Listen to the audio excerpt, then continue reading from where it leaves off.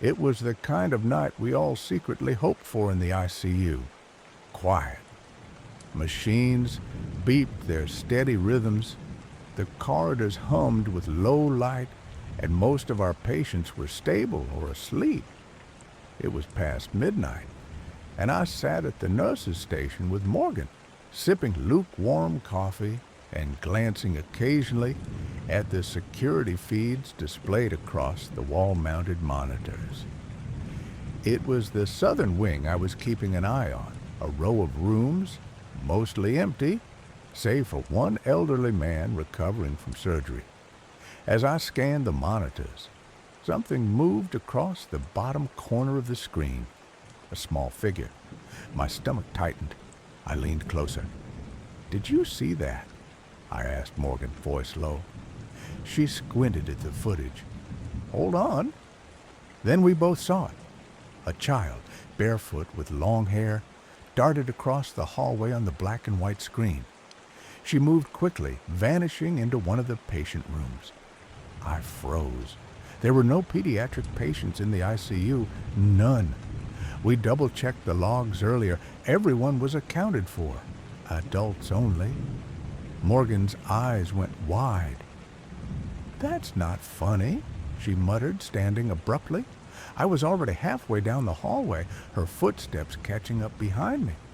We moved from room to room, pushing open each door gently, whispering into the shadows. Nothing. One sleeping patient, one with no visitors, one empty. No sign of a child, no movement, no sound. By the time we reached the end of the corridor, I could feel the sweat on my back beneath my scrubs. We turned and walked back together, more slowly this time. The silence pressed in heavier than before, as though something unseen was walking just behind us. When we returned to the nurse's station, Morgan looked pale. She picked up her phone. "I took a picture," she said, voice unsteady, "of the monitor just before we left." She turned the screen toward me. There, in the still frame, was the corridor. Empty, except for one detail I hadn't expected. In the doorway of room 6, where we'd just been, stood the girl. She wasn't running. She was standing still, facing us, watching. My breath caught in my throat. I leaned in closer. The image was strangely clear, far too sharp for a motion capture screen grab. The child stood in the shadows, with one foot barely touching the hallway light. Her eyes, large and dark, stared straight toward the camera, as if she knew exactly where it was, as if she had posed for it. "That's not possible," I said, barely hearing my own voice. "She wasn't there when we passed that room," Morgan whispered. We stared at the photo, then at the monitor again. Nothing moved. Every room lay still and lifeless, but something had followed us. Something had watched from the darkness, and now it was captured forever in a single, silent frame. The photo stayed with me. We didn't talk much that night, not after seeing the image of the girl in the doorway. Morgan had tucked her phone away, hands trembling as she did it. We finished our shift in a thick, uncomfortable quiet. Every sound, every beep, every footstep, sounding just a little too sharp, a little too loud. But it wasn't over, not even close. The next morning, the head nurse pulled me aside. "No need to mention what happened last night," she said casually, not quite meeting my eyes. "Things get weird during the night shift. Could have been a reflection, a glitch, anything." She hadn't even seen the photo yet. I nodded, unsure if I was being warned or reassured. But when I walked past the break room later that day, I overheard Morgan showing the photo to two others, Clara and Jeremy, both seasoned nurses. Their expressions shifted fast. Recognition, that same wide-eyed disbelief I had felt. Clara put a hand to her mouth. "Oh my God," she whispered. "That's Ava." A chill swept over me. I stepped in and Clara looked at me, eyes glistening. "She was here 3 days ago," she said. "Anaphylaxis. Room 6. I remembered the case now. Young girl, around 6 or 7, admitted in critical condition. They'd done everything they could. She didn't make it." I looked back at the photo on Morgan's phone, the doorway, the shadows, the little girl's face, and now a name, Avenue. For the rest of the day, the ICU buzzed in that nervous, low-toned way it does when something spreads through staff, but not patients. A picture here, a whisper there. "Did you hear? That girl in the hallway, it looked just like her." That afternoon, the atmosphere changed again. A floor supervisor from administration came through, unusually formal, speaking quietly with the head nurse and then with Morgan. Within the hour, we were called into a staff meeting, an urgent one. A hospital risk officer, someone I'd never met before, stepped into the room and thanked us for attending. She stood stiff, corporate, no expression. "We're aware of an unusual incident captured on the monitoring system," she began. "It is our belief this footage may have been misinterpreted, and to avoid unnecessary speculation, we are asking that all details of last night's shift remain confidential. This is not disciplinary," she added quickly, "just preventative." A folder went around. Inside, a single-page non-disclosure form. They made us sign it. Later that evening, the hallway monitors were cleared. No stored footage, nothing archived. The image on Morgan's phone was the only evidence left, and even that she'd been asked to delete. She didn't. We stared at it again that night, alone at the nurse's station, the air thick and tense. We looked at that still frame, the little girl in the doorway. "She followed us," Morgan whispered. "She came out after we passed, like she knew where we were going." I didn't answer. I kept thinking about room 6, about Ava, about how cold the air had felt in that hallway, and about one thing we hadn't noticed until now. In the photo, Ava wasn't just standing still. Her hand was raised, like she was reaching out or waving goodbye. But the more I stared, the more it looked like she was pointing. I tried to forget. We all did. Days passed, and the story faded beneath routine and new emergencies. But something had changed after that night. It was subtle at first, barely there, but undeniable if you paid attention. Room 6, where Ava had stayed, never remained empty for long, yet every patient assigned there began to report the same thing. Nightmares, movement in the corner of the room, cold spots near the door. One man, Mr. Harlan, recovering from a minor heart procedure, buzzed his call light just after midnight. When I arrived, he looked terrified, gripping the bed rails. "There's someone in here," he said. "Who?" I asked, scanning the room. He shook his head. "A little girl. She walked right past the end of my bed. I thought she was lost. I asked if she needed help, but she didn't answer. She just looked at me and smiled." I stayed with him until he calmed down. I told him it was probably a dream, maybe the pain meds. But when I stepped into the hallway, my skin prickled. The air around room 6 was noticeably cooler than the rest of the ward. A few nights later, it happened again. Different patient, same story. This one was younger, alert, with no sedatives in his system. "She was standing just inside the door," he said, "like she was waiting for someone. But when I blinked, she was gone." I knew what he meant.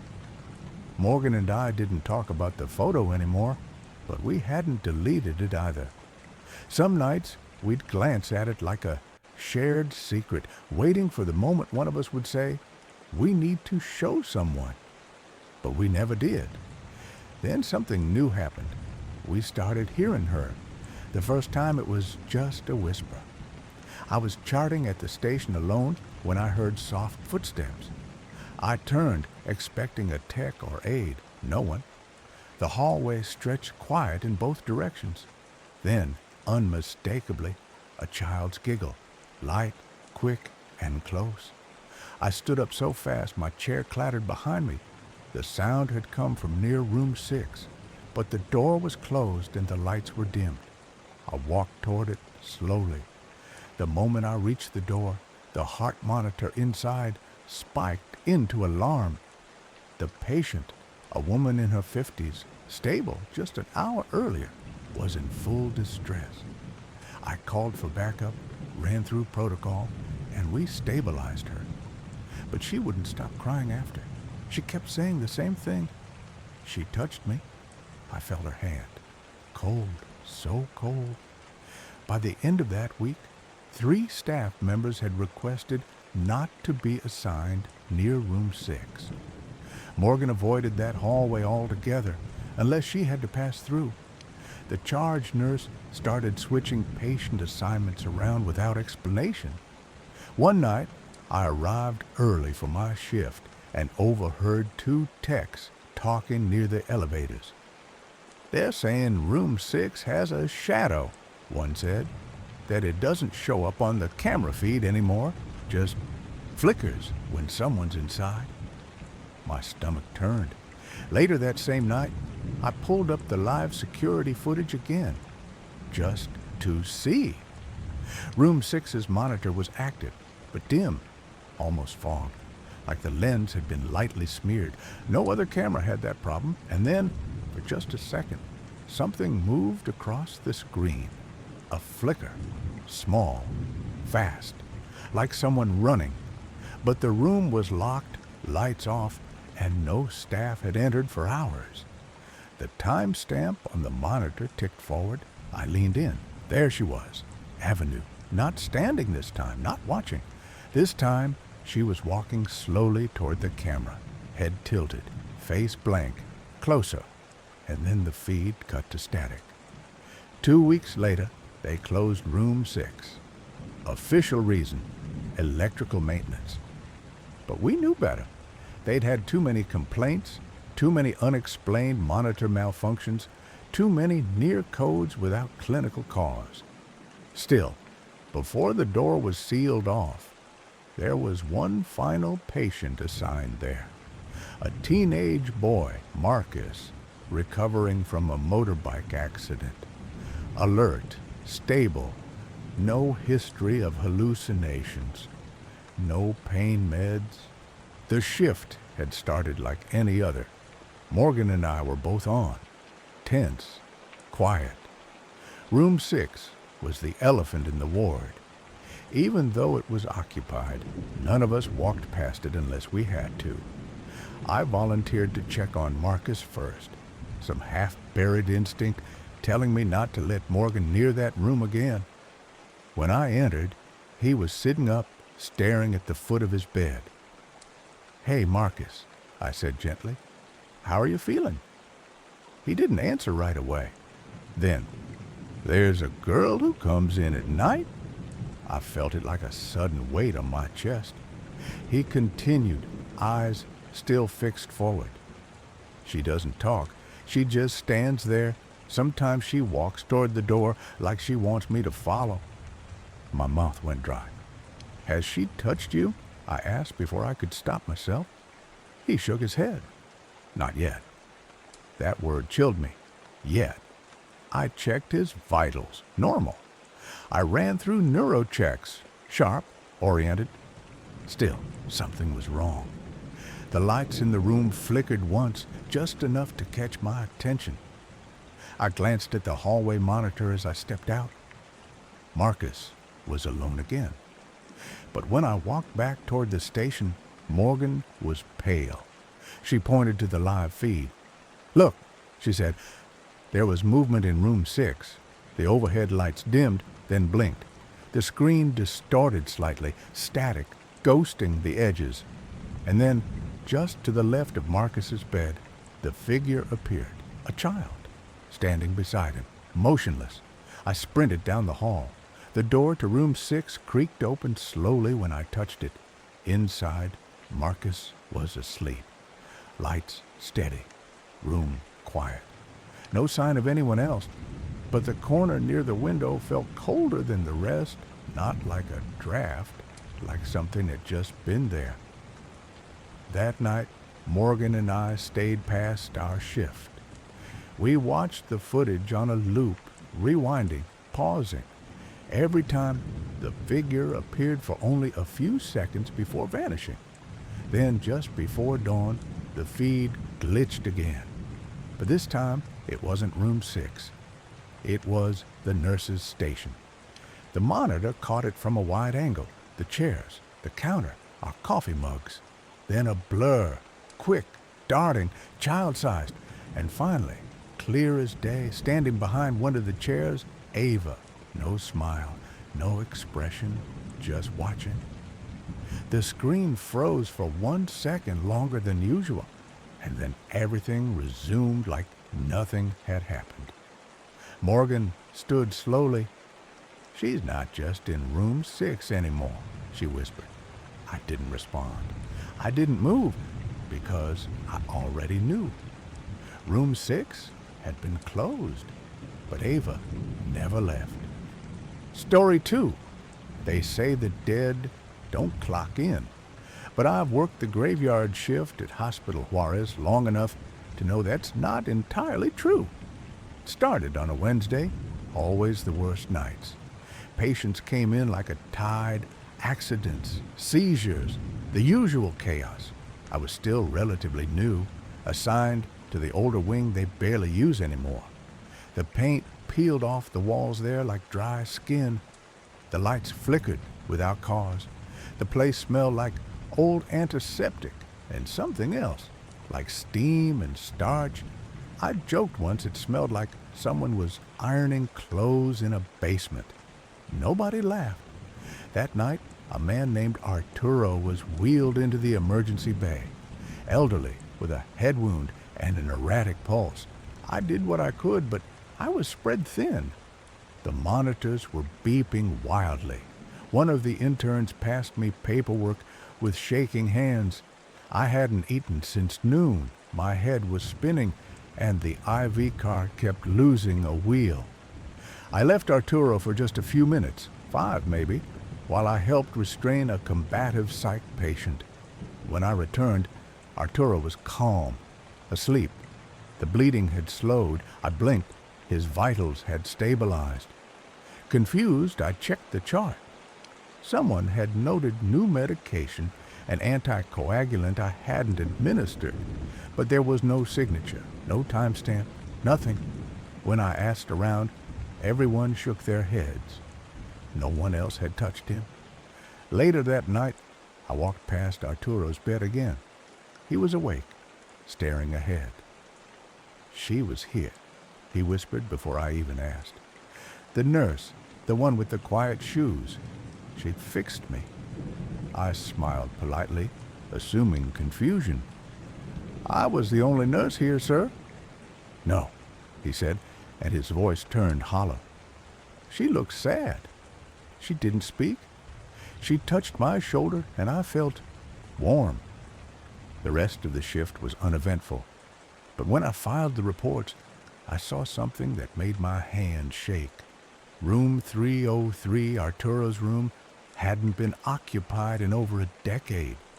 According to the digital records, that bed was decommissioned after a staff death in 1936. A nurse had collapsed beside a dying patient and never woke up. When I asked the older staff about it the next day, they only gave me a tired look. "Room 303, that's her bed," one of them muttered. "We don't assign patients there anymore, but sometimes she does." I didn't sleep that morning. I kept hearing something soft and rhythmic in my ears over and over again. the quiet hiss of an iron pressing fabric. I never believed in ghosts, not until I met one. And not just any ghost, her. 2 weeks passed since Arturo whispered about the nurse with quiet shoes. I tried to forget, focus on routine, med rounds, dressing changes, pulse checks. But Hospital Juarez doesn't let you forget. It waits, watches, especially in the older wards, where silence isn't just silence, it listens. One night, the staff was short again. 2 called in sick. 1 left crying after a pediatric case went south. I was left alone in the eastern wing, where the hallway lights flickered in synchronized pulses like a weak heartbeat. My only patient was a woman named Beatrice, mid-40s, recovering from a seizure. She had a tremor and mild confusion, but nothing serious. I checked on her every hour. Each time she asked the same question. Is she real? The lady in white? I played along at first, assuming hallucinations. But on my 3rd visit, she added something new. She stood beside your bed last night, watched you sleep. That froze me. Beatrice, how could you know that? She told me, she said, tapping her forehead. She doesn't talk like us. It's like steam in your ears. At exactly 3:12 a.m., I was updating charts at the corner desk when the temperature dropped, not just cooler, but hollow, like standing inside a freezer full of breath. Then came the scent again, hot starch, pressed linen. I hadn't even realized I'd stood up until I saw my chair slowly turning in place behind me. The hallway ahead was empty, but I felt her before I saw her. She was halfway down the corridor, a nurse in a spotless faded uniform, her cap tilted slightly, her hands folded at her waist, her posture perfect. Her eyes, oh God, her eyes held the sorrow of someone still apologizing for something they'll never fix. She didn't walk. She moved, glided, silent, as if her feet had forgotten how to step. I didn't breathe. I couldn't. She stopped beside Beatrice's door, didn't open it, just stood there, head bowed slightly as if listening through the walls. After a few seconds, she turned her head slowly toward me. There was no anger in her face, no smile either, just that endless quiet grief. A second passed, then another, and she was gone. Not a footstep, not a whisper, just gone. I checked on Beatrice. She was sleeping peacefully with her hands folded just like the ghosts had been. The monitors showed perfect vitals. A folded blanket covered her legs, one I hadn't placed. The next morning, Beatrice woke up fully lucid. No tremors, no confusion. Her first words, "She says you're tired. You should rest." I told no one. Who would believe me? But that night, I pulled the break room couch near the window and tried to nap. At some point, I must have dozed off. When I woke, my shoes had been straightened neatly beside the couch. My jacket was draped over me like a second skin, and somewhere in the air, so faint it might have been imagined, I heard it again. That soft, steady hiss of an invisible iron. I don't keep journals. Too tired. Too many shifts. But lately, I've been making notes. Odd things. Quiet things. Things I'm scared I'll forget, or worse, start believing never happened.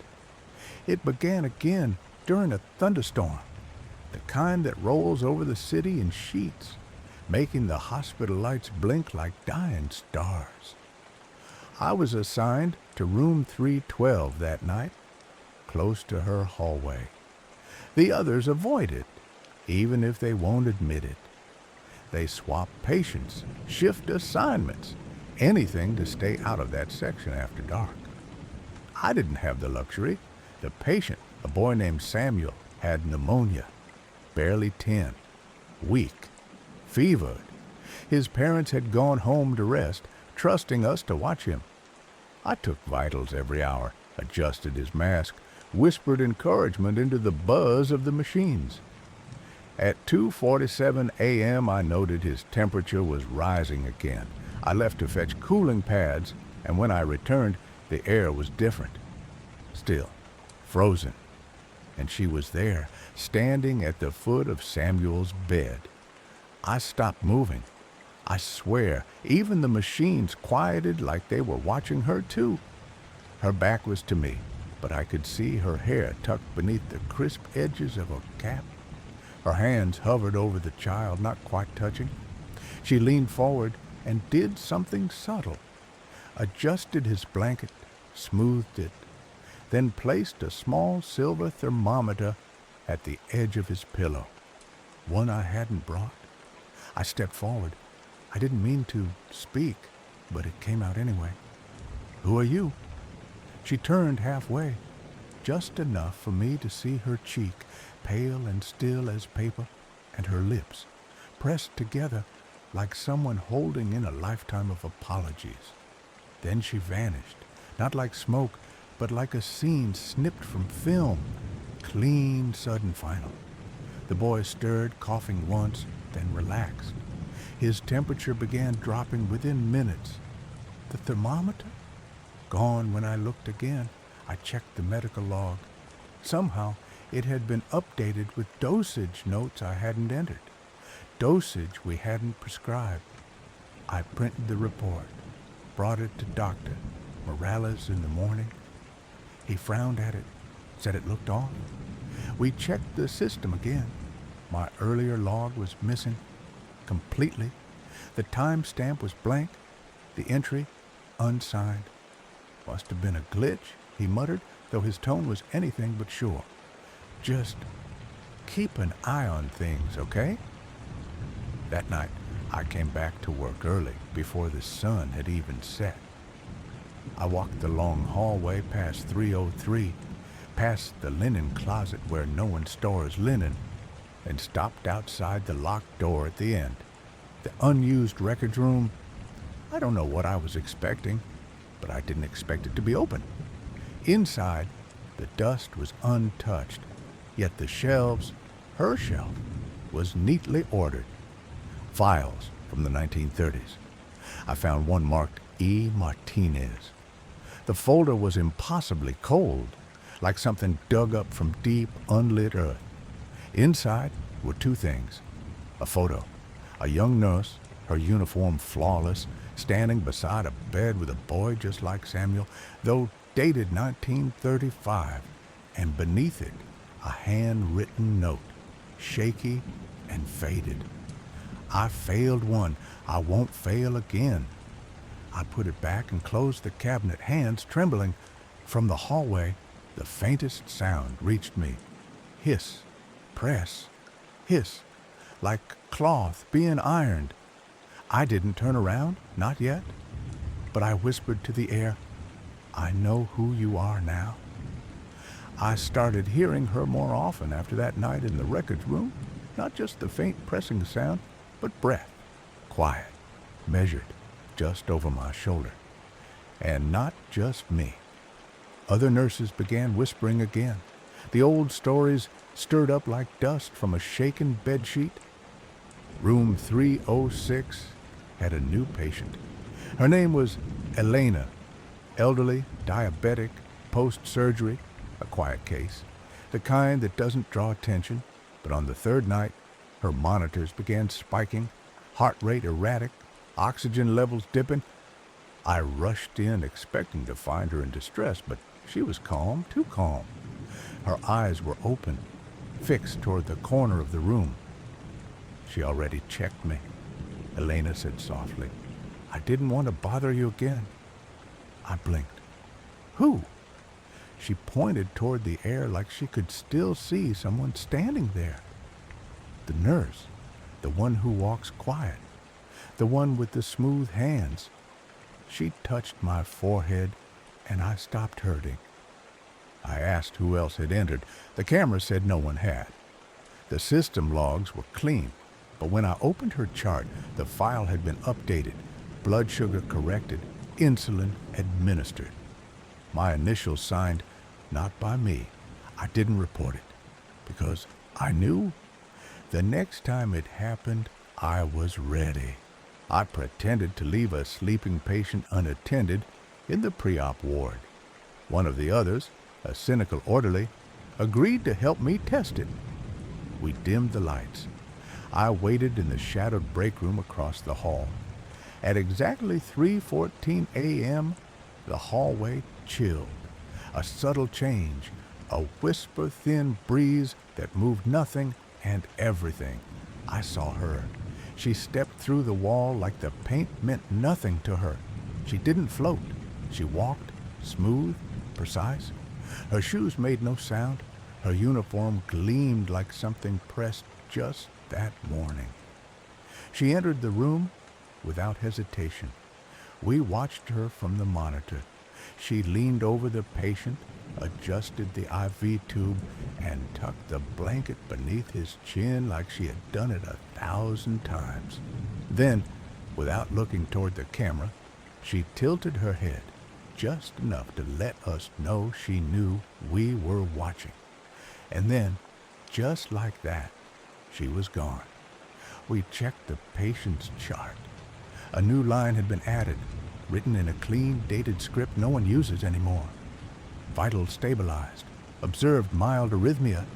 Resolved. I wanted to believe she was just trying to help. But something was changing because she stopped vanishing. 2 nights later, I was alone in the linen closet when I saw her again. Not across the hallway or on a screen. She was standing between shelves, staring, close enough that I could see the faint crease lines around her eyes.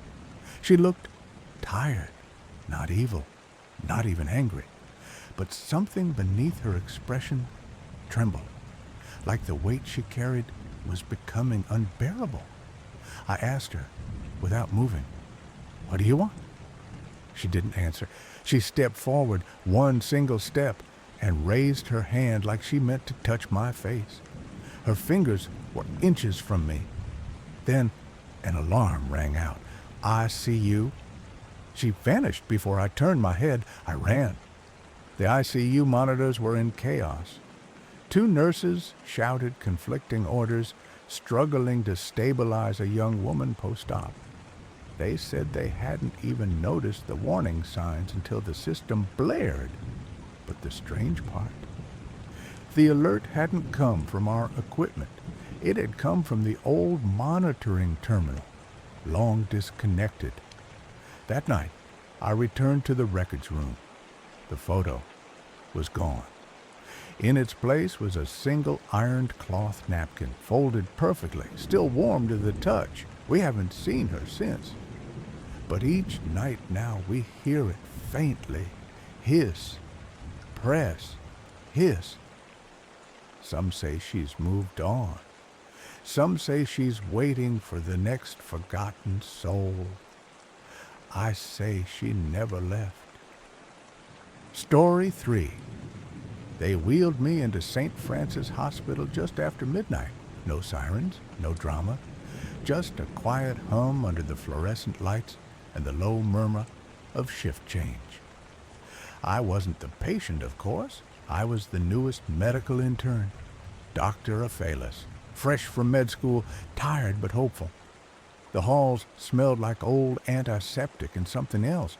Not rot exactly, more like scorched fabric, like something burned a long time ago, and the memory of it still clung to the vents.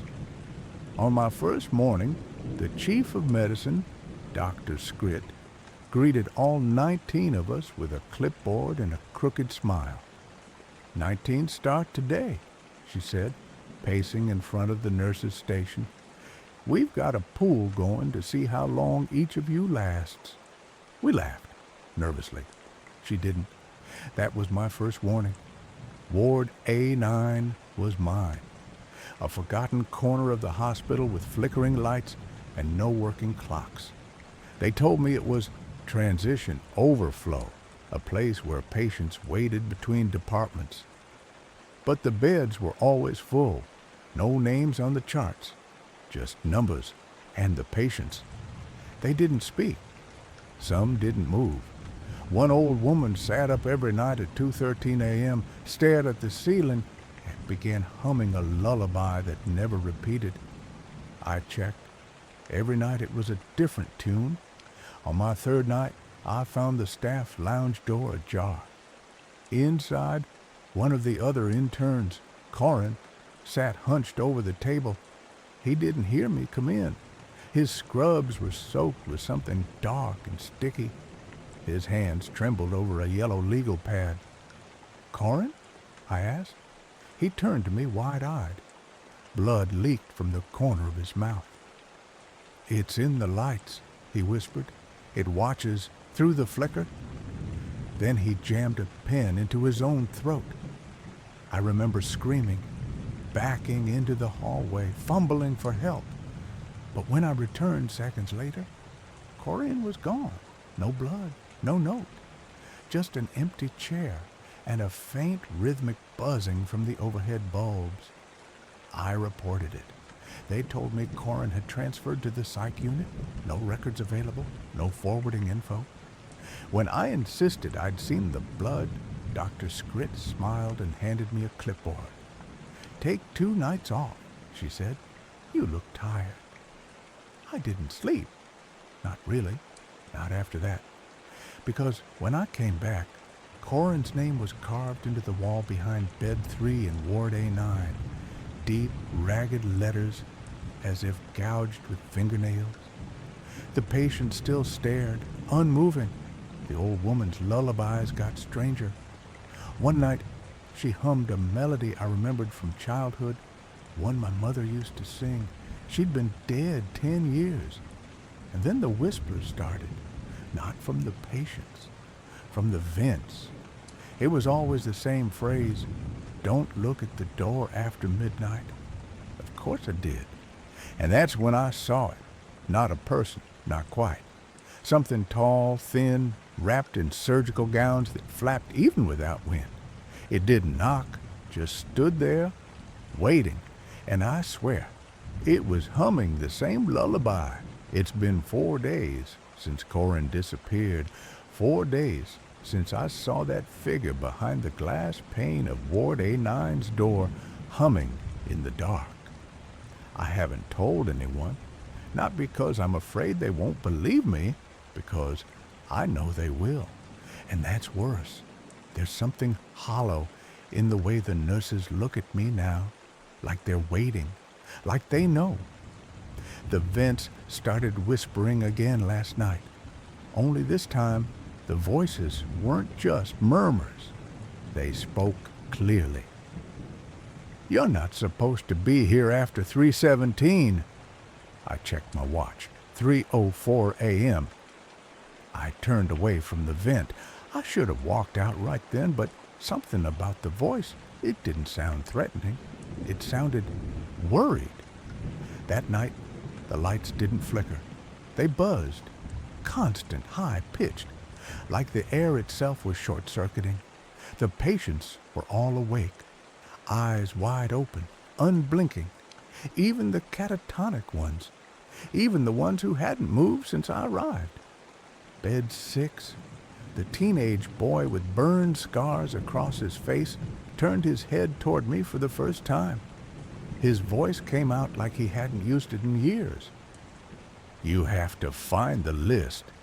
"What list?" I asked, moving closer. He only stared at the ceiling, then whispered, "She's watching again." Suddenly, every monitor in the ward went black. Not off, black. Like something had sucked the light right out of them. Then they all rebooted in perfect unison, displaying a screen I'd never seen before. No vitals. Just one line of white text on black. No entry after 3:17. No exceptions.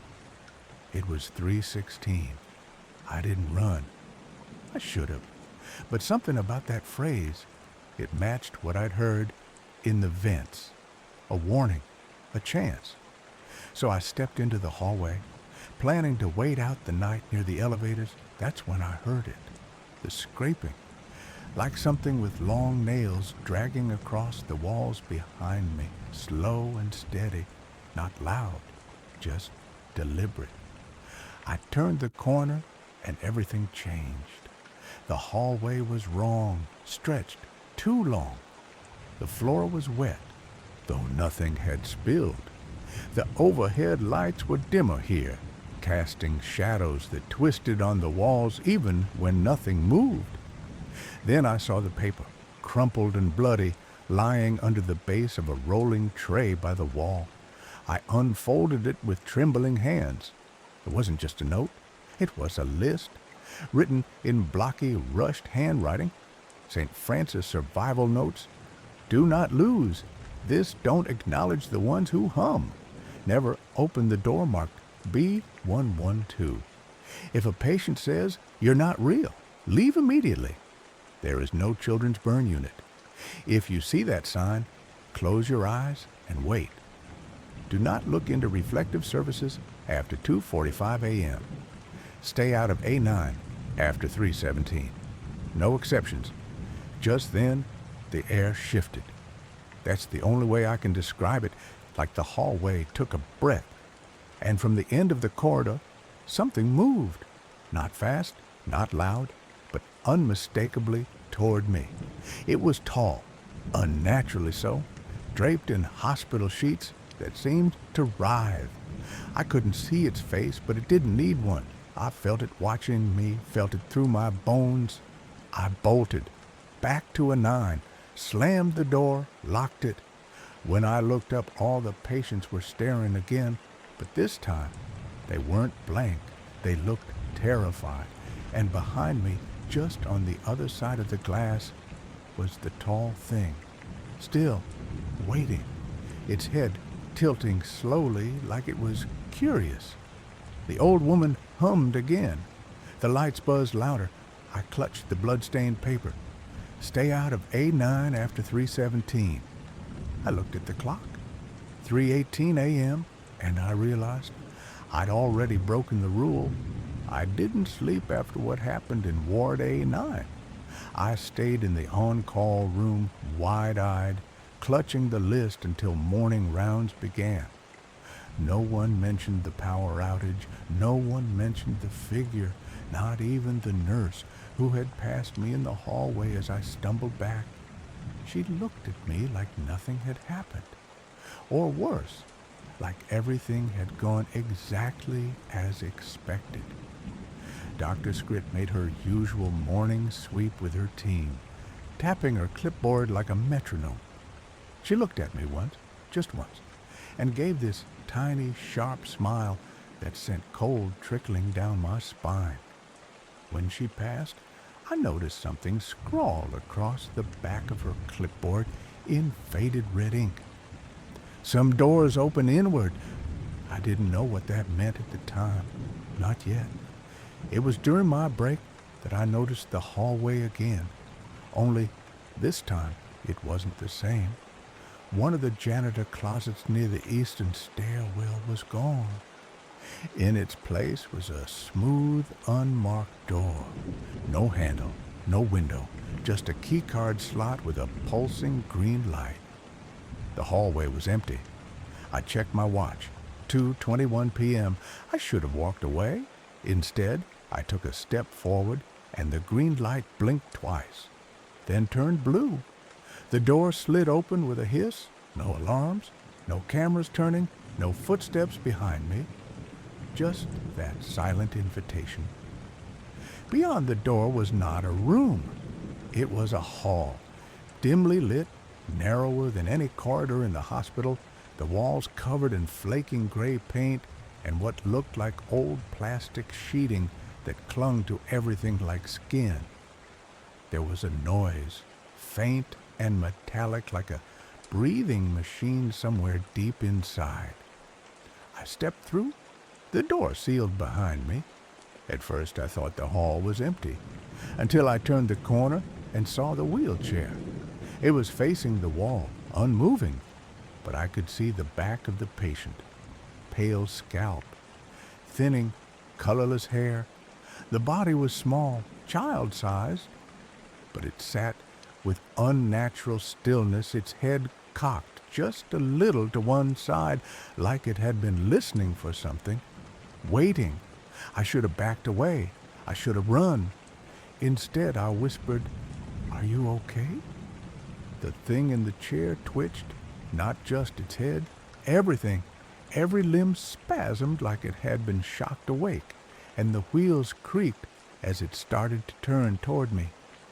That's when I saw the sign behind it, burned into the wall, as if someone had branded the letters into concrete. St. Francis Hospital, Children's Burn Unit. I froze. That was the one rule, the biggest one. There is no children's burn unit. I looked down. My shoes were sticking slightly to the floor.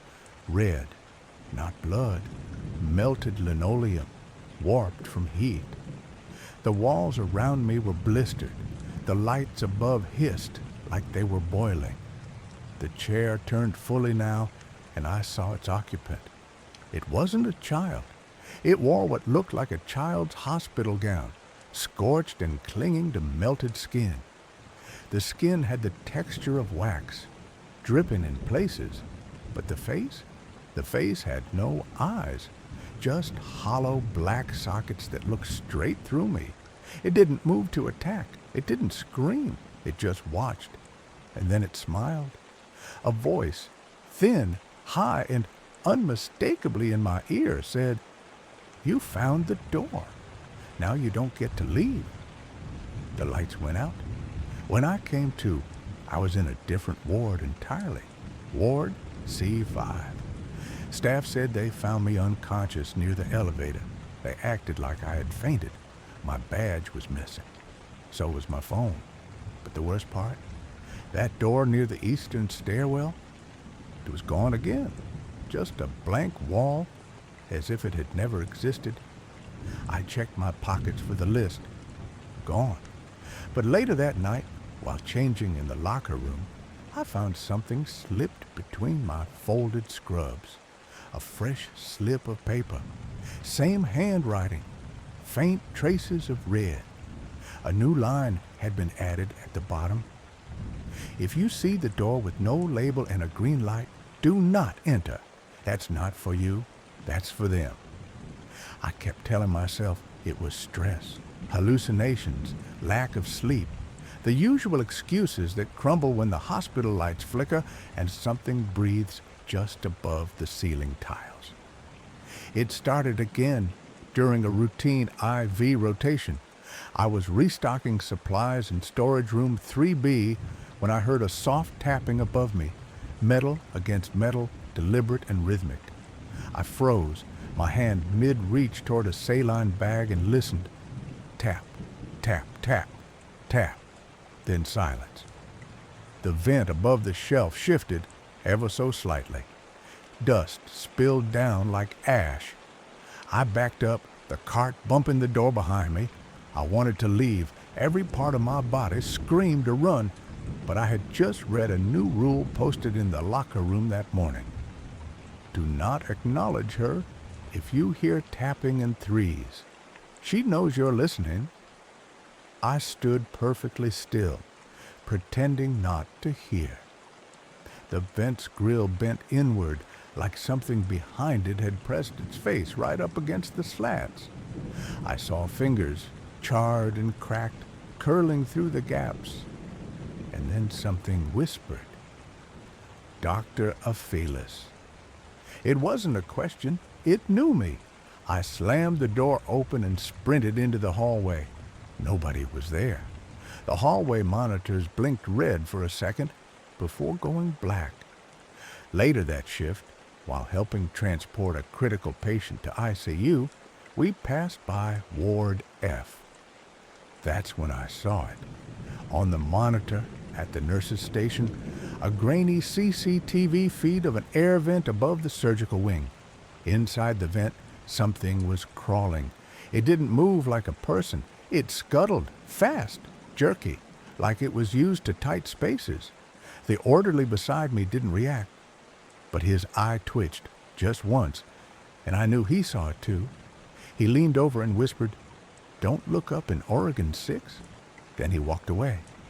That night, I was assigned a night shift in OR 6. Alone, I stood there beneath the surgical lights, trying to ignore the vent above the surgical table. It dripped slightly, not water, something thicker, pinkish red. I didn't look up. I did not look up. Instead, I turned to leave. That's when the lights cut out. I held my breath in the dark as a faint scraping echoed from the ceiling, metal groaning, a soft thud. Then, the slow, stretching creak of the vent opening. I ran. The hallway was darker than it should have been. Emergency lights flickered low and red. As I turned a corner, I nearly collided with Dr. Scrit. She didn't flinch. She just stared at me, her smile too wide. "You're adapting well," she said. "Only 3 of you left." She walked away without another word. Back in the on-call room, I found a new paper tucked beneath my pillow. Blood smeared. Same handwriting. One new rule. If you hear your name from the vents, it's too late. That's when I realized she never crawled after us. She chose us, marked us, and I'd already heard her whisper mine. As I write this, something is clicking in the ceiling above the lights. A slow, steady sound. She's here again. Not behind the walls, not down the hall. She's in the vents now, and she knows I'm not pretending anymore. Story 4. My first night shift at Marrowgate Hospital began under flickering ceiling lights and the faint hum of distant machines. I was fresh out of nursing school, eager, nervous, and maybe a little too optimistic for the stories I'd heard about night duty. The hall smelled of antiseptic and something older, something stale that clung to the walls like a forgotten breath. Head nurse Norris met me at the front desk, all brisk professionalism and faint cigarette scent. She walked me through the winding corridors, pointing out storage rooms, staff lounges, and the silent, dimly lit ward where I'd be stationed. Just before leaving, she handed me a yellowed post-it with a single contact number. "If anything weird happens, don't try to fix it yourself," she said with a tired smile. "Call this." I laughed nervously and said something dumb like, "Night duty. When all the ghosts, demons, and stuff come and haunt the hospital." She didn't laugh back, just looked at me a little too long before walking away, her shoes echoing down the linoleum hallway. For a while, everything was quiet. I sat behind the nurse's station, half reading a chart, half dozing beneath the low hum of fluorescent lights. The glowing call buttons above each room blinked gently, reminding me that even in sleep, this place was never truly at rest. Then, room 207's light flashed red. I stood up and walked toward it, the soft squeak of my shoes the only sound. Inside, the room was cool and dim. A woman, middle-aged, frail, with pale hands clenching her bedsheet, was trembling violently. Her name tag read Lauren K., and her eyes met mine with wild desperation. "Nurse," she croaked, "please change my room. I can't stay here anymore." I tried to keep my voice calm. "What's wrong, Lauren? Did you have a bad dream?" She pointed to the darkened window. "Something's out there," she whispered. It had a smashed-up face, and it was calling my name, a rotten voice. It kept saying, "Lauren, come here, come here." I swallowed hard and turned to look out the window. Only the hospital grounds, empty grass, distant trees swaying in the wind, and the orange glow of a flickering street lamp. Nothing else. When I turned back, She was still staring at the glass, her face pale with fear. I thought she might be disoriented, maybe hallucinating. It wasn't uncommon in late stages of illness. I gently helped her back under the covers, gave her something mild to calm her nerves, and promised she was safe. But 20 minutes later, the call light flashed again. I returned to find her wide-eyed and screaming, "It came again! The thing! It's here! Please, move me! Just move me!"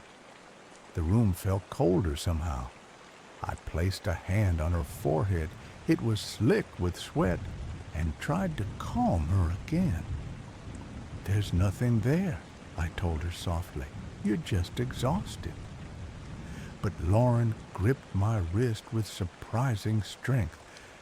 "You don't understand. It's not a dream. It wants me to go with it. I can hear it every time I close my eyes." She was crying now, real tears sliding down her cheeks. Then, on some reckless instinct, I walked over and unlatched the window. Cold night air rushed in. That's when I saw it, or thought I did. A blur of motion just beyond the light. Not fully formed, not fully there. And then Lauren screamed, "You almost let it in. It tried to put its foot in." I slammed the window shut so hard the glass shook. My heart hammered in my chest. This wasn't exhaustion. This wasn't medicine-induced delirium. She believed what she saw. And in that moment, so did I. I didn't sleep a second that night. Even after calming Lauren the first time, something about her voice stuck with me. Raw, trembling, like someone who'd already seen their fate. She wasn't confused or delusional. She was afraid in a way that felt contagious. As I sat back down at the station, I caught myself glancing toward the hallway, half expecting the call light to blink again. It did. 15 minutes later, room 207. I walked faster this time, my footsteps echoing through the long corridor like whispers behind me. When I opened the door, Lauren was sitting bolt upright in bed, sheets clenched in her fists, eyes wide and wet with fresh tears. "It came again," she whispered hoarsely. "I heard it crawling outside. It was whispering again. I swear, I heard my name over and over." I walked to the window, heart pounding. She was shaking violently now, pointing toward the black glass. "You think I'm crazy," she said, "but it's real. Every night since I was brought here, it waits. First it just watched, now it wants me." My hand hesitated on the latch. "I just want to see for myself," I muttered, as much to reassure her as myself. "No," Lauren cried. "Don't open it. That's what it wants. You open that window and it comes in." But I was already doing it. A soft creak echoed as the pane tilted outward, letting in the cool breath of night. At first, there was nothing, just a breeze and the rustle of distant trees. Then, just for a split second, I saw it. Movement. A flicker. Something low to the ground, impossibly fast, slipping just outside the reach of the light. It didn't move like a person. It moved like a shadow that had learned to walk. I froze. Then Lauren screamed, "There! It tried to put its foot in!" I slammed the window shut. My fingers trembled on the latch. There was something out there. Lauren collapsed back into the pillows, sobbing uncontrollably. I stood beside her, rooted in place, the air in the room somehow colder now. I had no explanation for what I'd seen, or almost seen. But it wasn't just wind. It wasn't imagination.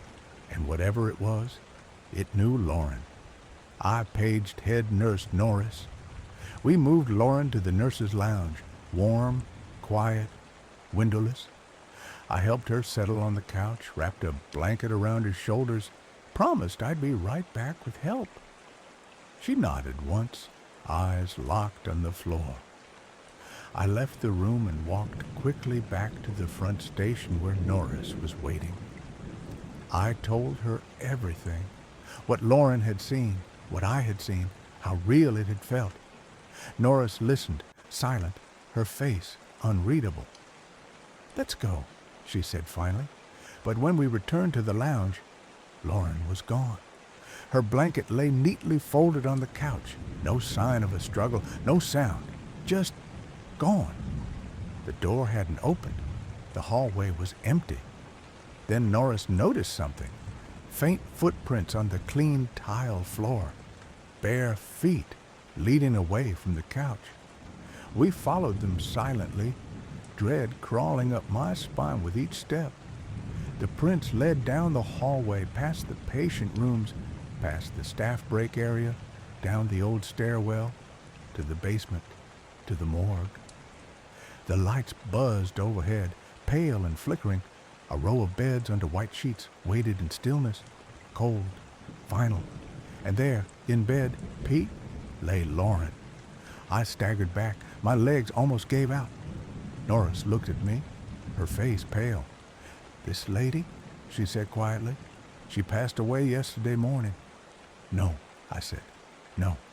I was just with her. We moved her. She was talking. She screamed." Norris didn't reply. My eyes drifted to the next bed. Bed B. I don't know why I looked. Something made me. Maybe I already knew.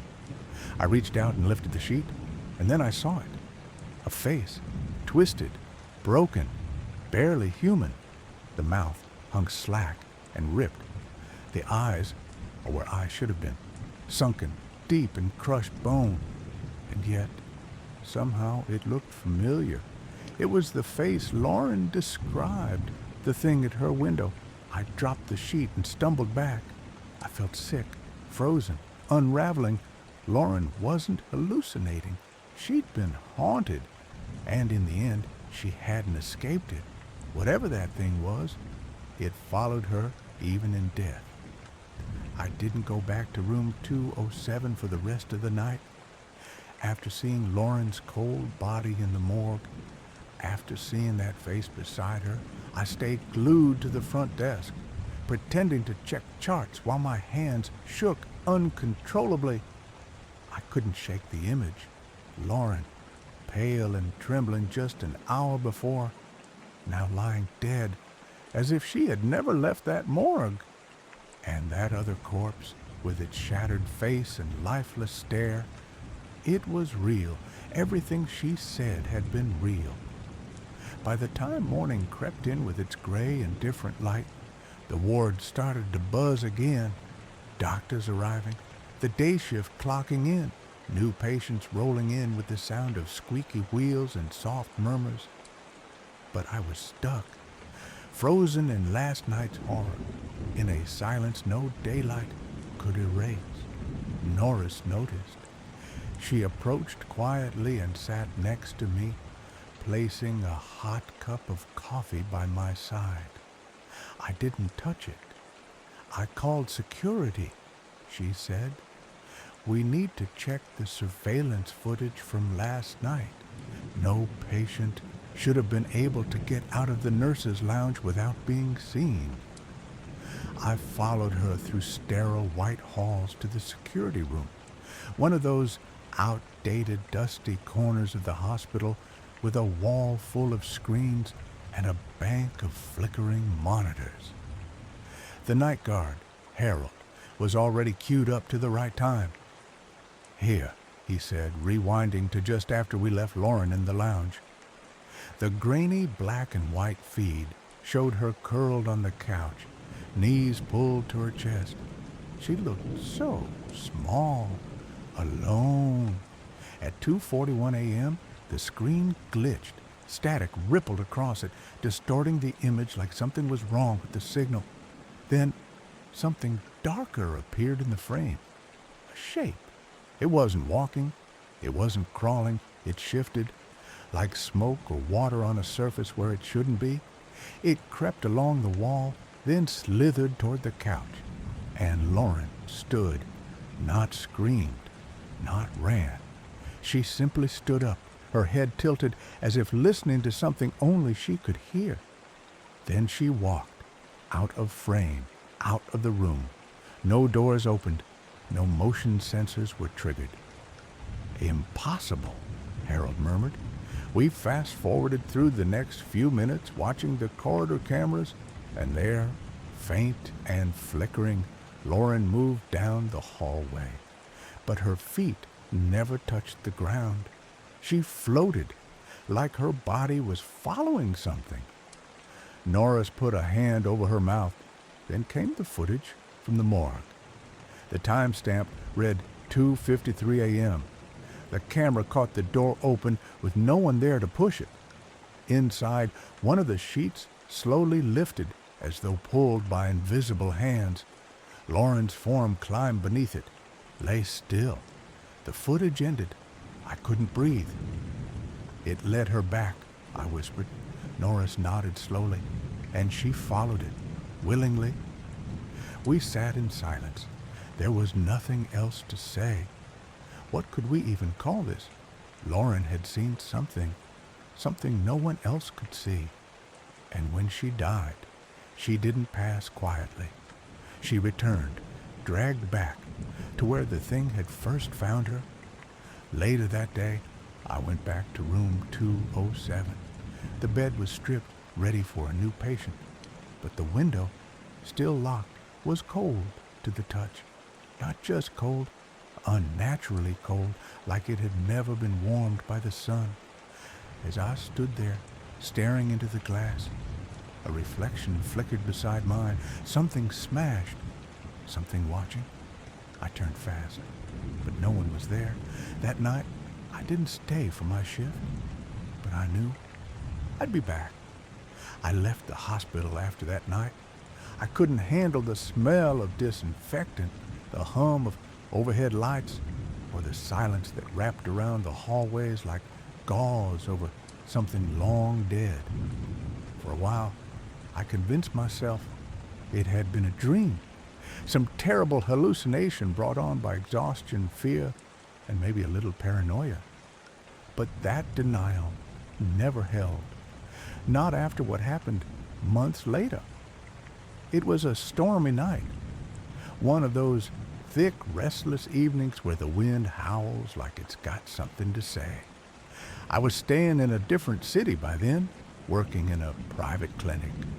Nothing like the old hospital, new walls, new machines, no shadows, until I got a call, blocked number, static on the line, and then breathing. I said nothing, frozen with the phone against my ear, and then a voice, hoarse and hollow. "Room 207. Click. I didn't sleep. The next day, I called the old hospital out of some sick need for reassurance. It had been months.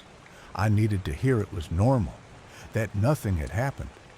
But the receptionist, some new voice I didn't recognize, paused when I asked about room 207. "Oh," she said slowly, "that room's sealed.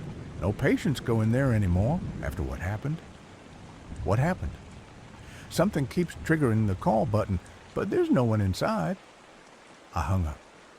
That night, I dreamed of the morgue. I was standing by bed P again, but the sheet on bed B was already pulled back. The smashed face stared up at me, not lifeless, but grinning.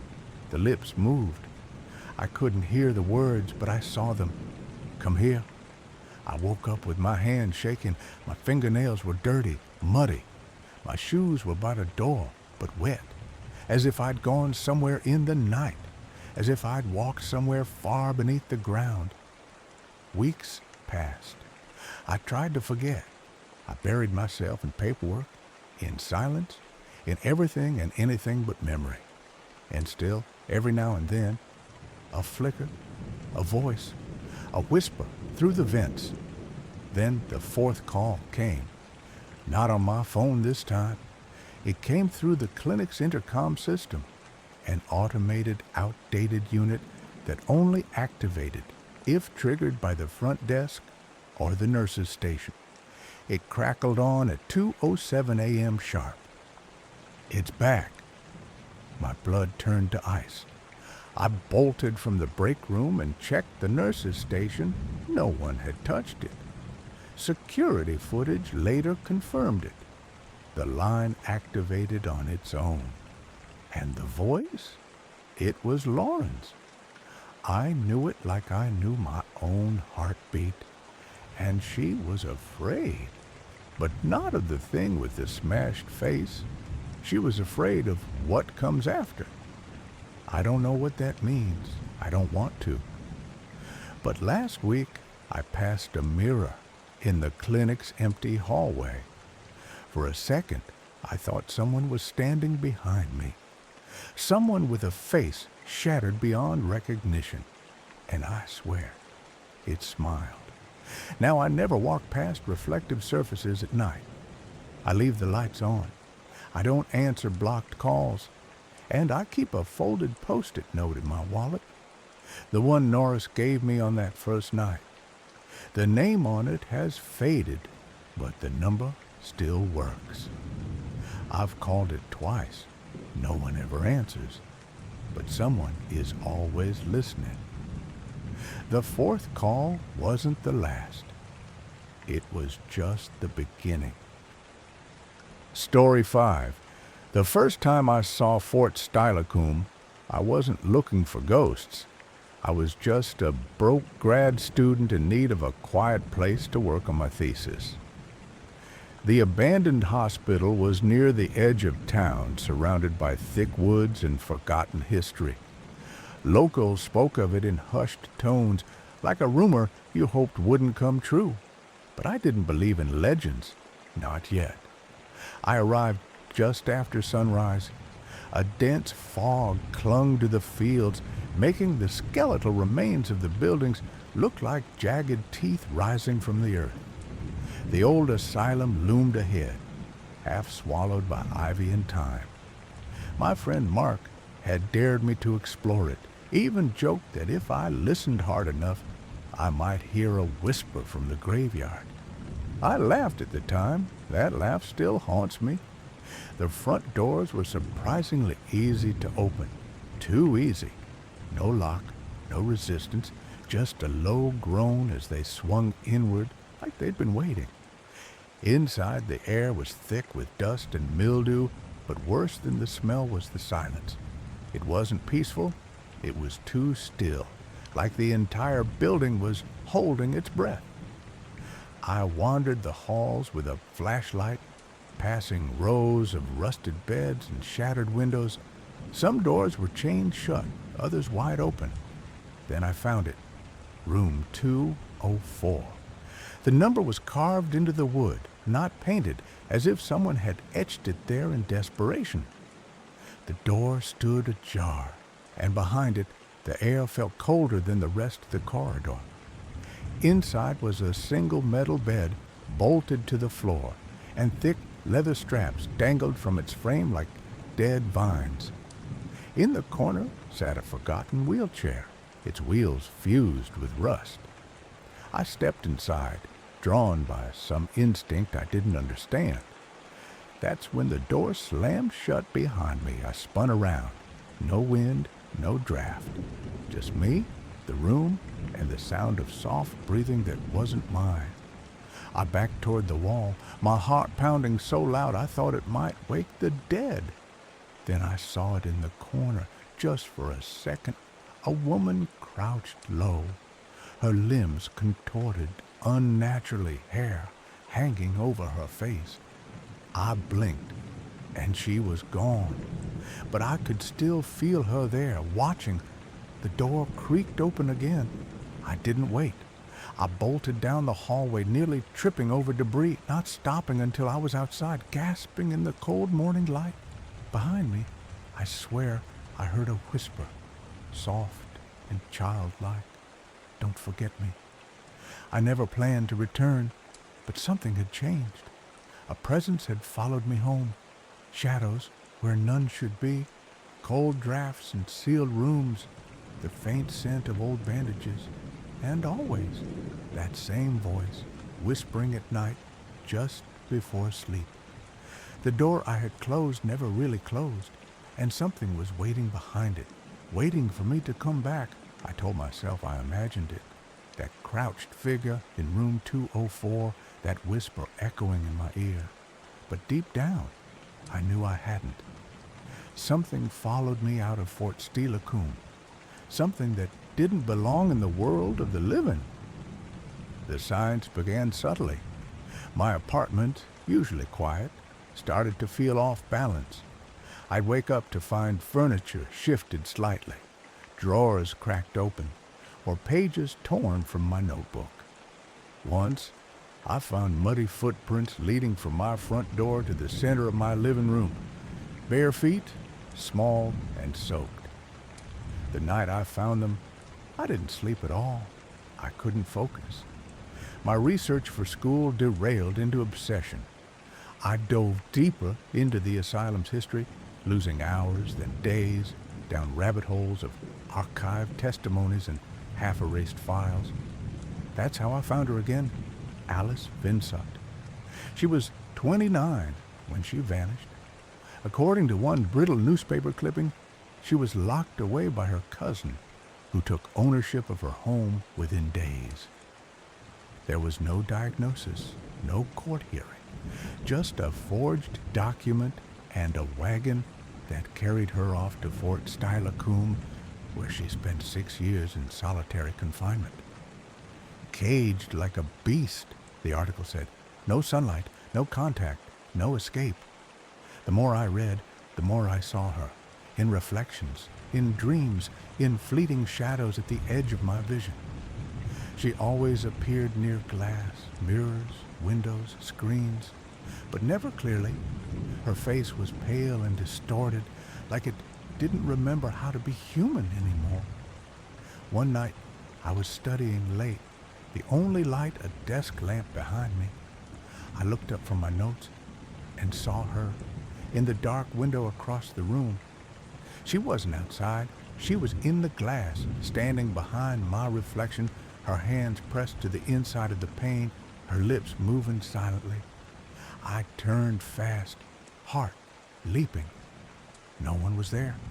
But when I looked back, she hadn't vanished. She had moved. Now she was closer. Her face was inches from mine, staring through the surface like it was a veil she could push through at any moment. Her lips moved again. Come back. I fell backward from my chair, scrambling across the floor, and the lights flickered violently. For a split second, the entire apartment was swallowed in darkness, and when the light returned, the window was empty again. But I understood the message. She wasn't finished with me. Alice had been forgotten in that place, left to rot while the world moved on. She was reaching out now, using me like a thread to claw her way back to the surface. And I had made a mistake, because I was starting to feel drawn back to Fort Steilacoom. Not out of curiosity, but because I wasn't sure if I was still entirely mine. I resisted as long as I could. Every instinct told me not to go back to Fort Steilacoom, but something stronger, colder, more certain, pulled at me. It was no longer just about Alice. The deeper I looked, the more names I found. No families, no records, just stories etched in court filings and death certificates, their voices long since silenced. Over 3,000 bodies lay buried on those grounds, most without names. Forgotten souls, abandoned in life and erased in death. And somehow, I had become their audience. It started with the dreams. They came every night, flashes of blood-slick hallways, distant screams, the choking sting of formaldehyde. But worst of all were the dreams of the graveyard, not the modern one, the original. A field behind the asylum that no one talked about. Overgrown and fenced off, but still there. In my sleep, I wandered among its crumbling stones, hearing voices beneath the soil, scratching, crying, begging. One morning, I woke up with dirt under my fingernails and my shoes missing from the apartment. That was the last sign I needed. I returned just before dusk, the same fog creeping through the trees like it remembered me. The asylum stood as it had before, silent, watching. But I didn't go inside this time. I followed a barely visible trail to the back of the property, where the woods swallowed what was left of the cemetery. The fence had long since collapsed in places. I stepped over the rotting wood and into the field of the dead. There were no gravestones, only small metal markers, most bent or broken, labeled with numbers instead of names. 1053, 2114, 3187, a sea of the forgotten. The air felt wrong, heavier than before. It was as if the ground itself was trying to breathe through me. Then I heard it, soft at first, then clearer. Not screams, not wails, whispers, layered voices, dozens of them, maybe hundreds, speaking all at once, too quiet to understand, too many to ignore. They poured into my ears like water, like wind through a cracked window. I dropped to my knees, clutching my head, and that's when I saw her again. Alice, standing at the edge of the trees. But she wasn't alone. Behind her, others stepped from the shadows. Dozens of figures, pale and broken, faces sunken, some wrapped in old hospital gowns, others bearing the marks of brutal surgeries, chests caved in, jaws slack and twisted, limbs stitched or missing. They didn't walk, they glided, not as a threat, as a memory that refused to fade. Alice raised a hand and pointed at a marker just feet from where I knelt. It read 2286. Suddenly, my breath caught. My body froze.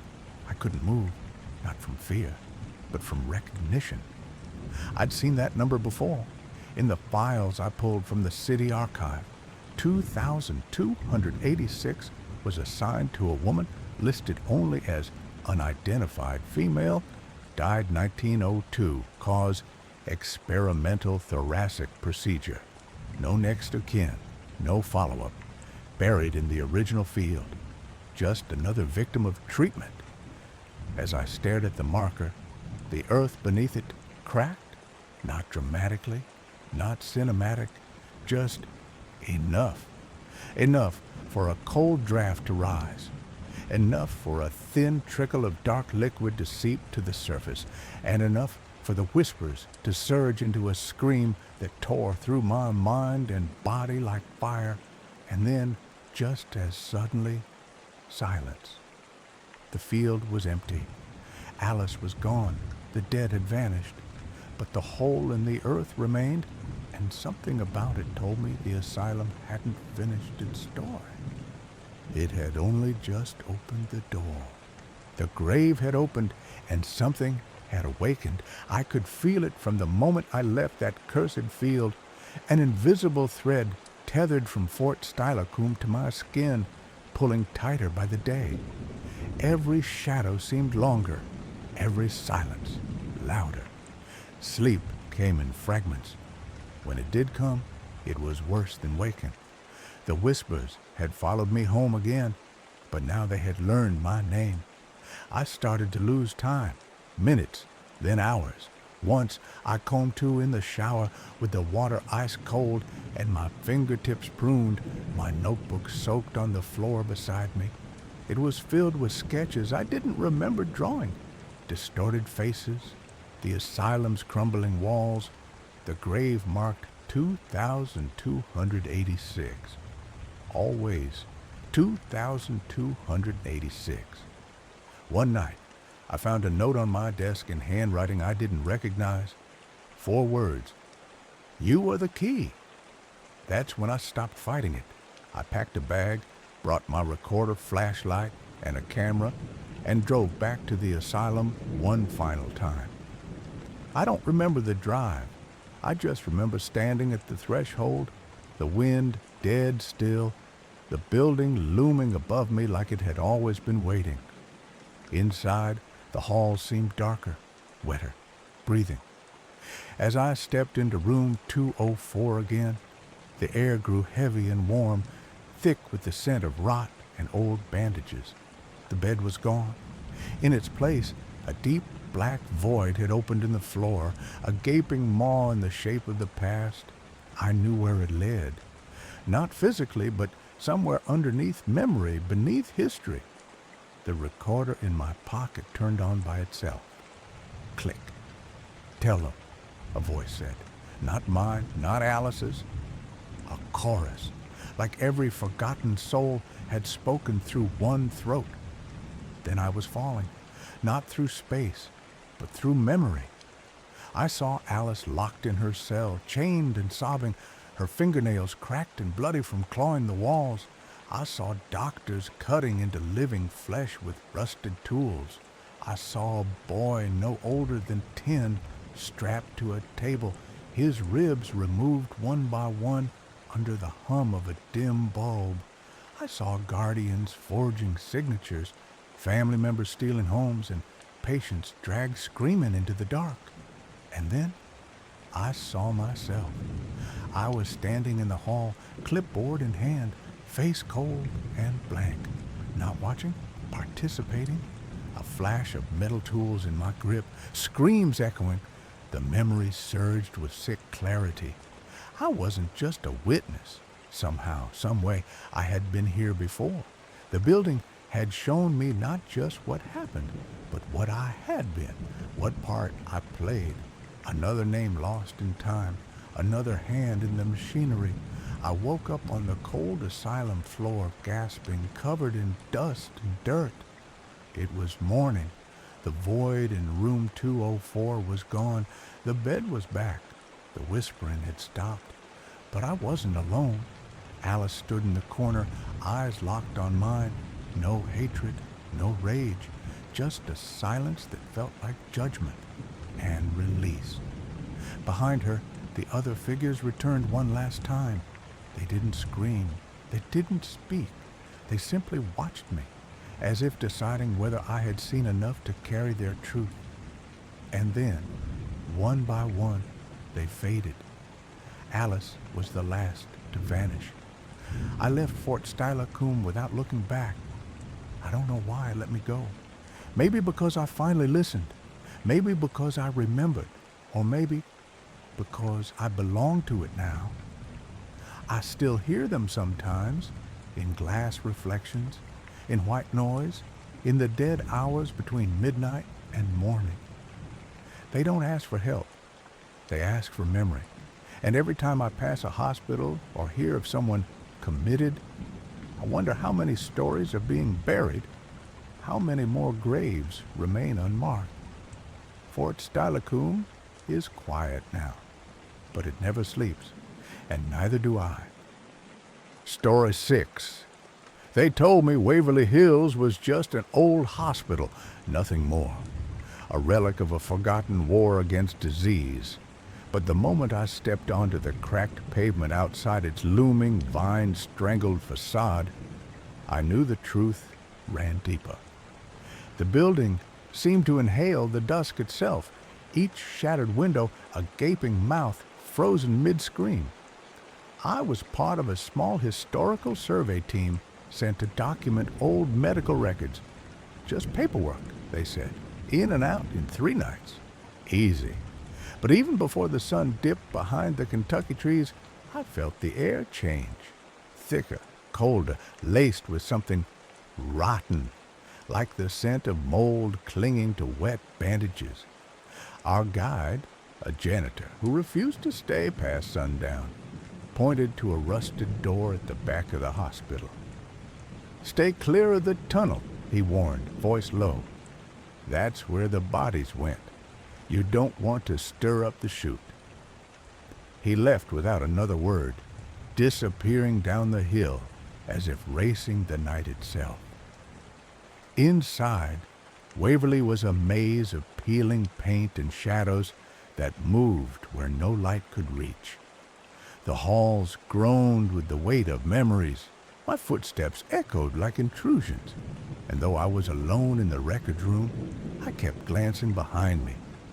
The room smelled faintly of something warm and impossible, fresh baked bread. But the ovens hadn't been used in decades. That night, I found the first file, yellowed and brittle. A patient named Ruth Hollins, age 24, died during thoracoplasty surgery, procedure incomplete. Notes said massive hemorrhaging during rib removal. No time for transfusion. Body removed via tunnel immediately. Scribbled at the bottom, barely legible. Screamed until the end. Still echoing. I left the file where I found it, but I couldn't leave the sound behind. Because that night I heard her. A scream, long, wet, and ragged, rolling down the corridor, not with rage, but with agony.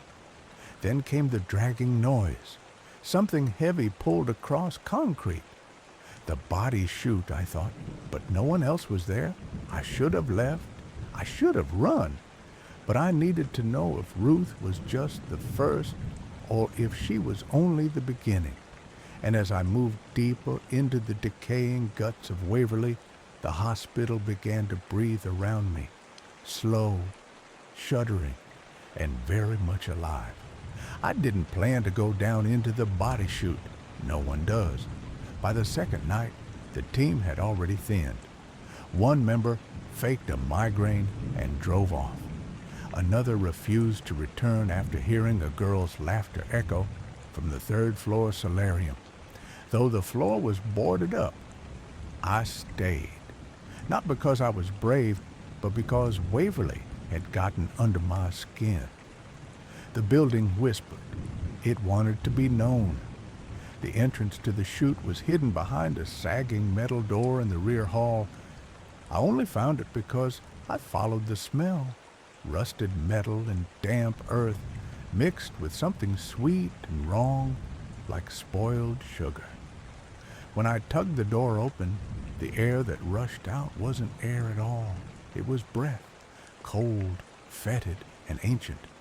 The tunnel yawned before me, long, sloping, lined with decaying rails. My flashlight barely cut through the darkness, its beam swallowed by the damp walls. I took a step down, then another, each footfall sounding like it echoed for miles. The chute wasn't just a tunnel, it was a scar. Halfway down I heard wheels, not the metallic squeal of modern ones, but the slow creak of an old gurney, or worse, a coffin cart. The sound drifted up from below even though I saw no one. I crouched behind a low beam, holding my breath as the clatter passed by me, unseen.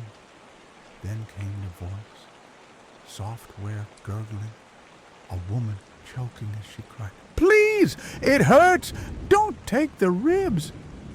My flashlight flickered. The beam jumped to the wall, and there it was, a handprint, fresh, crimson, smearing downward. I ran, but the tunnel didn't let me go so easily. The incline, once shallow, felt endless on the way back up. Behind me, the dragging began again, something heavy being pulled closer and closer. My legs burned. I didn't stop until I slammed the chute door behind me and collapsed in the hall, heart pounding like it was trying to escape my chest. Later, when I told the others, no one believed me.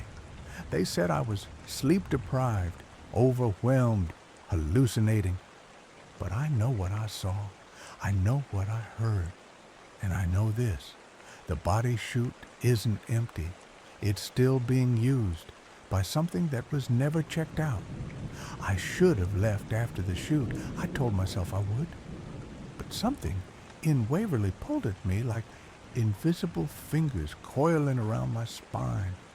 Each night, the building spoke louder through creaks that became footsteps, whispers that drifted through locked doors, and shadows that watched when I wasn't looking. On the third night, I climbed to the third floor, the one everyone avoids. The solarium stretched along the east wing like a forgotten mouth. The air up there felt different, heavy, like walking through someone else's dream. The windows, mostly shattered, let in a dull moonlight that painted the floor in broken patterns. Somewhere in the distance, a door slammed, hard enough to rattle the glass. Then came the laughter, a child's, software delighted, running. I froze. It circled me, skipping along the peeling tile, fast, then slow. My flashlight barely kept up. There was no one there, and yet her laughter filled the corridor. A little girl, they say, died alone in a recovery room with no name, no family. Some visitors claim they've seen her, sprinting through the solarium barefoot, hair tangled, gown soaked in something darker than shadow. I followed the sound, step by step, past rusted wheelchairs and overturned beds. The laughter stopped at the solarium's edge, where the air was colder than anywhere else in the building. My breath fogged. I reached for the windowsill, and there she was, for less than a second, standing just beyond the broken glass on the outside of the third floor, barefoot, smiling, head tilted in a way that didn't seem human. Her eyes were hollow, not with darkness but with light, bright and endless, like a tunnel with no end. Then she was gone, as if sucked back into the walls. But her footprints remained, damp, small, leading into the room behind me. The lights overhead exploded. I dropped the flashlight. Darkness swallowed everything. Then I heard her speak, right next to my ear. "They still think I'm playing." I ran. I didn't care where, just away. Down the stairs, past the records room, past the kitchen, where the scent of warm bread lingered like a trap. But behind me, something was coming, not fast, not angry, just following. Waverly had noticed me now, and it wasn't going to let go. I hadn't slept in over 30 hours. Every time I closed my eyes, I saw her. The girl from the solarium, standing behind my eyelids like she'd followed me into my skull. I tried to leave Waverly at dawn, keys in hand, but the front doors wouldn't open. Not jammed, locked, and no one admitted locking them. The others were gone, bags packed, cars emptied, no messages, no signal. Just me now, me and the hospital. I wandered back inside, dizzy from lack of sleep, unsure what I was even searching for. But Waverly knew. It guided me. The elevators were dead, but the staircase waited, as if the building expected me. Down in the lower west wing, I smelled it again. Bread.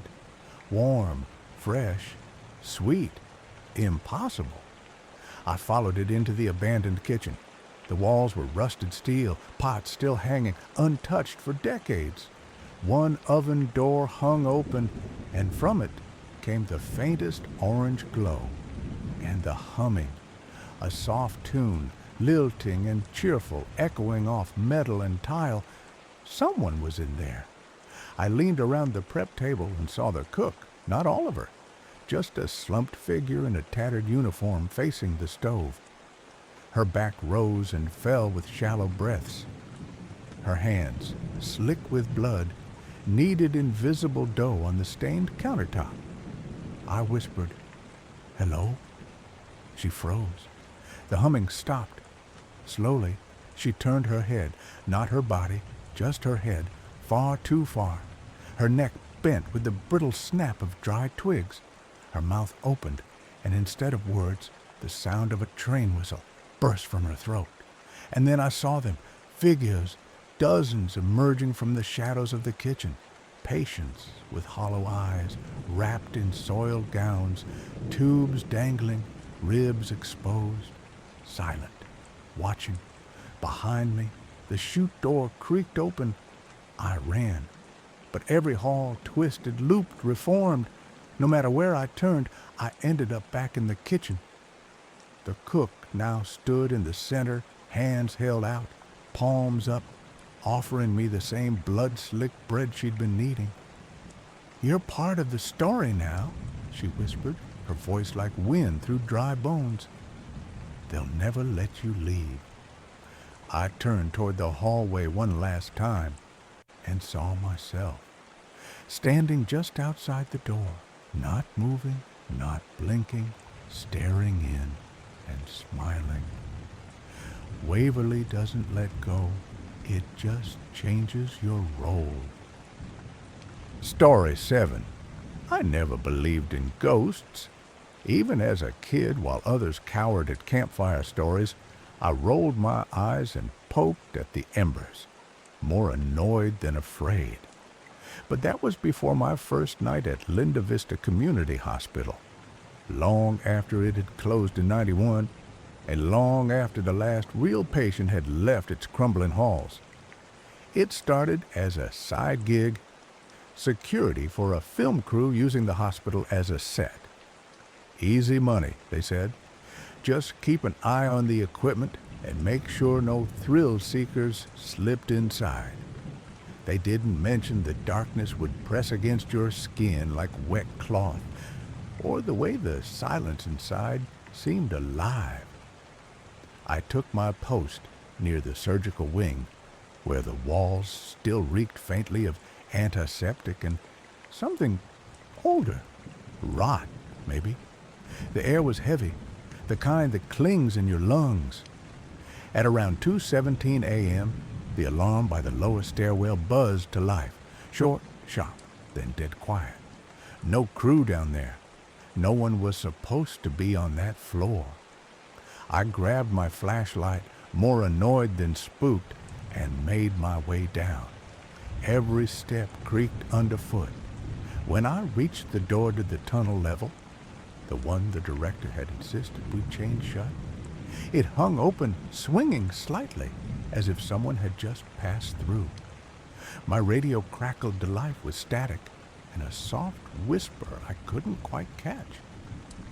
"Say again?" I asked. Silence. I stepped inside. The tunnel reeked of mildew and something metallic. Ahead, just past the first turn, I caught it. The faint shimmer of movement, like heat rising off pavement, but in the shape of a man. Then it vanished. My light flickered. A second later, something clattered behind me, a rusted gurney rolling forward slowly, scraping against the concrete floor, propelled by nothing I could see. And then the whisper came again. "You shouldn't be here." I ran, no shame in it. The hospital had gone from creepy to wrong. I didn't stop until I hit the parking lot, lungs burning, heart threatening to punch a hole through my ribs. The next morning, the other guard, Carl, just nodded when I told him. "Basement tunnel," he said. "I saw bodies piled in there once. Thought I imagined it." His eyes never met mine. I didn't quit. Not yet. Something in that whisper clung to me like smoke. A warning or an invitation? I wasn't sure. But the second night would answer that question. And I wasn't ready. Not even close. I should have walked away. After that first night at Linda Vista, most people would have handed in their badge and buried the memories. But something about what I saw, that whisper, that shadowy shimmer, pulled at me like a fishhook in the gut. I wasn't ready to let it go. Not yet. 2 weeks later, I was off the California gig and headed east. A contact I knew from security forums messaged me about a temp position in upstate New York, a weekend post at Rolling Hills Asylum. Supposedly an old poorhouse from the 1800s, now an attraction for ghost hunters and paranormal crews. He said, "Easy pay, but weird stuff happens after dark." They all say that, but this one's different. You'll see. I didn't tell him I was hoping for it. The asylum stood like a forgotten fortress, surrounded by wind-bent trees and an endless stretch of misty field. Even during the day, the building had that look, like it was waiting for something or someone. My station was a small security booth inside the East Wing, where most visitors weren't allowed. The rest of the building had been turned into a museum meets haunt tour hybrid, but this section, still off limits. Peeling wallpaper, broken windows, and an overwhelming smell of rust and dust. The tour guides called it Roy's Hall, named after a former patient, Roy Krause, rumored to have stood 7 feet tall and never spoke a word. They also talked about a nurse named Emma. Said she still made rounds long after she was gone. At first, nothing happened. I made my rounds, checked the empty rooms, logged my notes. By midnight, I was sitting back in the booth, eyes burning from the hum of fluorescent light. When the hall monitor flickered, a figure moved across the end of the corridor. Tall, slow, barely there. No tour, no crew, just me. I got up and headed down the hallway, radio crackling at my side. My flashlight cut across the darkness like a blade, slicing through abandoned wheelchairs and gurneys, leaning like drunk skeletons. Halfway down the hall, a door creaked open on its own. It was room 214. They'd warned me never to open it. It locks itself sometimes, they said. Doors don't just do that. But it was already open. I stepped inside. It was colder here, not cool. Cold, breath visible cold. The light dimmed for a split second, and I felt it. Someone else was in the room. Then the sound came, heels clicking across the tiles behind me. I turned fast, light trembling in my grip. Nothing. Then a whisper, soft and sorrowful. He's still watching. I turned the light toward the corner, and for just a hot beat, I saw her, Nurse Emma, standing with her back to me, shoulders rising and falling as if she was sobbing. Her uniform was old, yellowed, and torn at the hem, and behind her, towering, half lost in the shadow, was something massive. A figure, broad-shouldered, face lost in the dark. The light blinked again, and they were gone. I stumbled back, slammed the door, and it locked with a sharp click, just like they said. Later, as I sat outside trying to calm my shaking hands, a janitor named Luis approached, eyes tired. "Room 214?" he asked. I nodded. They always go there first. Him and her. Roy never really left. Emma, she's still trying to take care of him. I didn't ask how he knew. I just listened. But something felt wrong. Different than Linda Vista. This wasn't just residual energy or some leftover emotion burned into the walls. These things were aware. They moved with purpose. And I had a feeling they weren't done with me yet. Next stop, the far north, the place they call Tranquille. By the time I arrived in British Columbia, I was already sleeping with the lights on. I'd left Rolling Hills Asylum behind, but Roy's looming shadow still followed me in dreams. And Emma's whisper, that soft, aching, "He's still watching," echoed inside my head every time I found myself alone. But this place, this felt colder before I even stepped out of the car.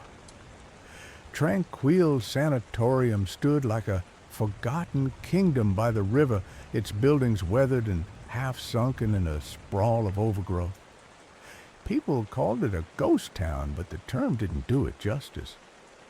There was something off about the silence here, like even the birds didn't dare stay long. My assignment was simple on paper. Spend one night monitoring the tunnels and central building for unauthorized entry. Urban explorers had been sneaking in, and someone wanted eyes on the property. I agreed I shouldn't have. The tunnels beneath Tranquille weren't just passageways. They were veins, winding beneath the earth like a buried nervous system. Nurses used to move patients through them to avoid winter winds. Now they pulsed with cold air and the faint smell of damp stone and old dust. At 1:04 a.m., I took a walk through the sunken gardens. That's when I felt it. The temperature dropped so fast, my breath fogged immediately. I stopped walking. Something was breathing near me, but I was alone. Then the whisper came again, but this one was different, frantic, choked. "Help me." It came from beneath the stone path, from the vent that led down into the tunnel system. I shouldn't have followed it. I knew that, but I did. The tunnels twisted like a maze. My flashlight picked up names scratched into the walls, dates, and handprints. Too small to be adult, too real to be from long ago. The temperature dipped with each turn, and just ahead, down a narrow corridor, I saw it. A soft blue light floating in midair. It pulsed like it was alive, and when I stepped toward it, the walls around me whispered all at once, "Don't let him find you." I turned and ran straight into her. The nurse, she was pale, her uniform torn and blood-stained, her eyes wide with an agony I could feel. Her mouth opened, not to scream, but to beg, soundless and shaking. She raised her hand to point down another hallway, one I hadn't seen until then. I followed her finger.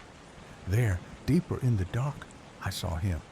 A patient, hunched and massive, skin a sickly shade of gray-green, mouth moving like he was humming something only he could hear. His hands dragged along the wall as he turned slowly toward me.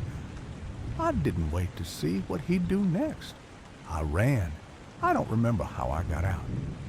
I only remember the garden again, the wind finally moving, and the light from my car headlights ahead like a promise. I slammed the door behind me and didn't stop driving until I hit the next town. That night, I slept in a motel with the TV turned to static just to drown out the memory of those whispers. Tranquille was different. Something had happened in those tunnels. Something worse than abandonment or madness. And whatever it was, it hadn't ended. Not for the nurse, not for the man in the dark, and maybe not for me. Because when I woke the next morning, scratched into the dirt on my car's windshield were two words. Still watching. I thought it was over, but I was wrong. I tried to go back to normal. I really did. But something had followed me. It started with the dreams. Always the same. The hallway at Linda Vista, the door slamming shut in rolling hills, and the cold breath of Tranquille's tunnels crawling up my spine like ice-fed water. But it wasn't just dreams. One morning, I woke to find handprints on my bathroom mirror. I lived alone. Another night, a static-filled voicemail played back a whisper I'd heard before, clear and cold. "Don't let him in." I hadn't told anyone what I'd seen, not in full, but it didn't matter. The places weren't done with me. And now it felt like they were bleeding into each other, into my world. That's why I went back. Not to one, but all. I returned to Linda Vista first. The hospital was sealed tighter than ever, fenced off, cameras mounted. But I didn't need to go inside. I just stood near the east wall and waited. After 15 minutes, my phone buzzed in my pocket. No number, just the words, 214 is open. But that wasn't a room at Linda Vista. That was Rolling Hills. And somehow, I was there. I blinked, and I was standing in that same hallway, same cracked floor tiles, Same rusted gurney against the wall. The walls pulsed faintly, like the building was breathing around me. And then I heard it. The footsteps of Nurse Emma's heels, fast and urgent, echoing just out of sight. I ran, calling out, I don't know why. Maybe I thought I could help her. Maybe I thought I could stop this. But when I turned the corner, it wasn't her I found. It was Roy. His massive silhouette filled the corridor. This time, he looked straight at me. And for the first time, he spoke. He opened the door. Then the walls cracked like glass and everything shifted again. I was underground, back at Tranquilo, but deeper than I'd ever gone. The air was thicker, and the walls were soaked with water. At the far end of the tunnel, the nurse, the murdered one, stood facing a sealed metal door. Her hands were bloody, her back torn open, like something had clawed its way through her spine. She turned to me and whispered, "It's coming through now. You let it." And then the door behind her began to open on its own. The room inside hadn't been on any map. It wasn't in any file, in any blueprint. It was older than the building itself. The walls weren't brick or concrete. They were rough stone, etched with symbols I didn't understand. There was no floor, only a hole that descended into blackness.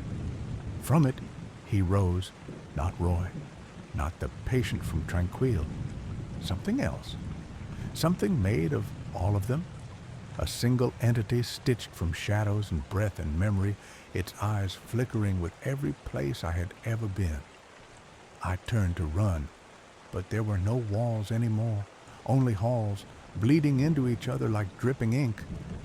Every corridor from every hospital, Linda Vista, rolling hills, Tranquil, one giant, endless living maze, and then silence. I woke up in my apartment. No phone, no bruises, just dirt under my fingernails and dried blood on my sleeves. Room 214 scrawled across my ceiling in red, and the whisper again right behind my ear, "We know where you live now." There was no end, no escaping the rooms that weren't supposed to exist. Only a new door waiting to open.